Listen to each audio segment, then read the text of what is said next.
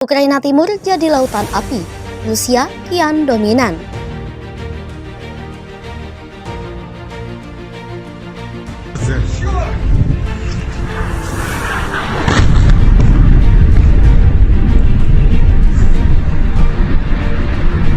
Четыре, блядь, уже ебать холодильник.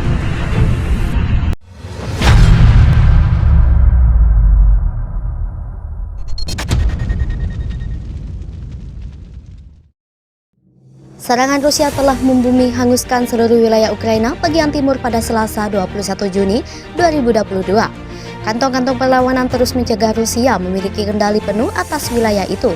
Nyaris 4 bulan sejak perang digeber, militer Rusia saat ini dikabarkan telah menguasai sekitar 95% wilayah Luhansk. Sementara di Severodonetsk, medan pertempuran lainnya sekitar 500 warga sipil berlindung di pabrik kimia Azot. Namun Haidai mengatakan pasukan Rusia telah mengubah lokasi itu jadi puing-puing bangunan. Pertahanan pabrik kimia itu serupa dengan pabrik baja Azovstal yang terkepung di kota Mariupol, tempat pasukan Ukraina terdesak selama berminggu-minggu.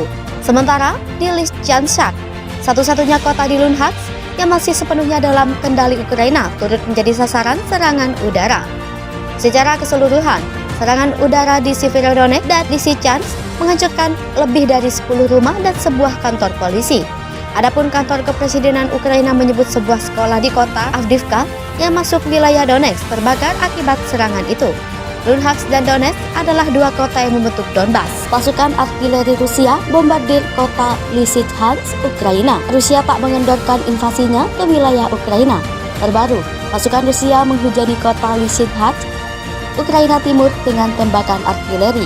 Militer Rusia memperketat cengkeramannya terhadap kota strategis penting Lysychansk, kota kembaran Severodonetsk di Donbas, meski ada perlawanan sengit di Ukraina. Luhansk adalah wilayah yang mencakup kedua kota tersebut. Pasukan Rusia telah menduduki desa-desa di daerah itu dan mengambil kendali atas dua kota itu.